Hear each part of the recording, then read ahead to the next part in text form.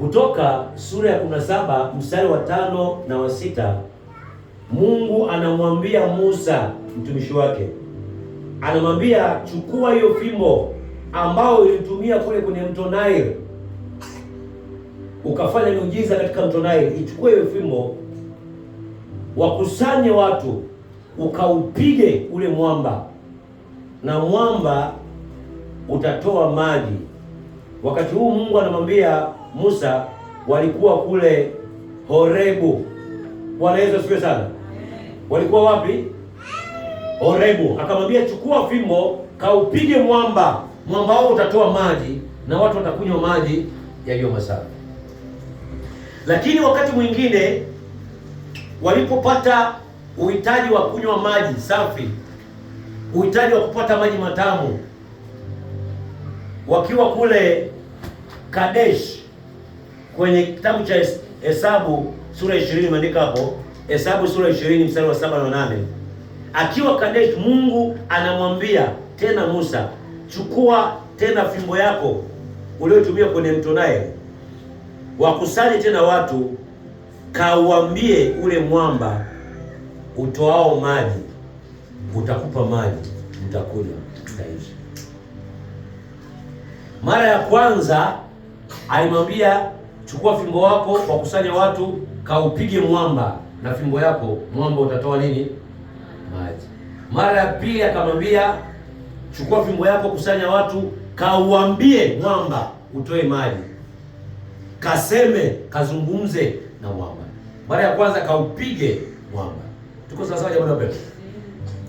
Biblia inaniambia kwenye kitabu alichoandika Mtume Paulo kwa Wakorintho, na nazungumza na mimi na wewe, Wakorintho wa kwanza sura ya 10 mstari wa 4, anasema wote wakanywa kinywaji kile kile cha roho. Anasema kinywaji cha roho, kwa maana waliunywea mwamba wa roho uliowafuata, na mwamba ule ulikuwa ni Kristo Yesu.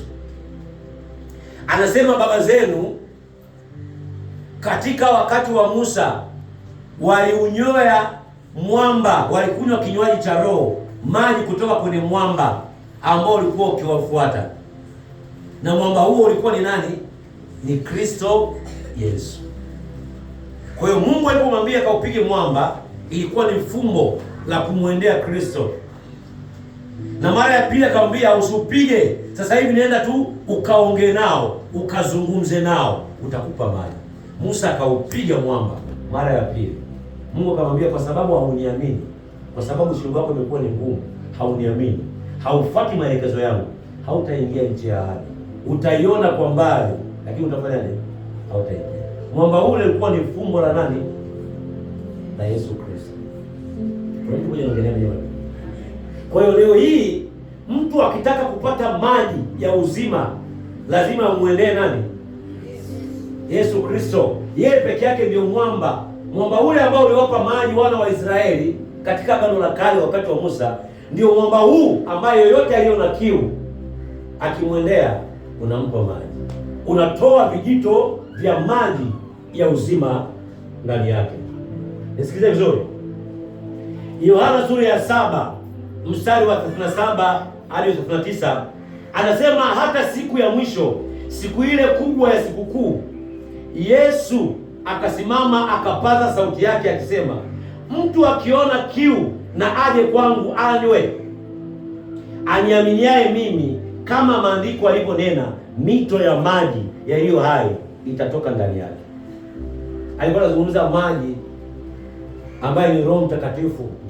Yoyote atakayeniamini, Roho Mtakatifu atafurika ndani ya moyo wake. Kuna mtu mmoja anaongelea moja napenda. Yoyote anayemwamini Yesu Kristo, anayemfuata Yesu Kristo, Kristo Yesu kama mwamba, huwa anaruhusu mafuriko ya Roho Mtakatifu yafurike ndani ya anayemwamini.